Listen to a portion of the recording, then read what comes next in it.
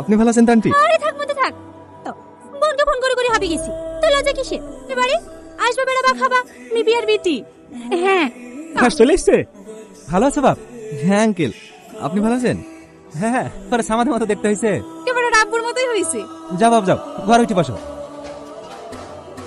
মাছ শুধু নিচ্ছো লিয়ে আসতে হবে না? অনেকদিন পর জামাই এসছে, মাঠে খাবারটা পাঠিয়েছো? না কাউকে পাইনি মুরগিটা জবাই করতে দিয়ে আসো আচ্ছা ঠিক আছে।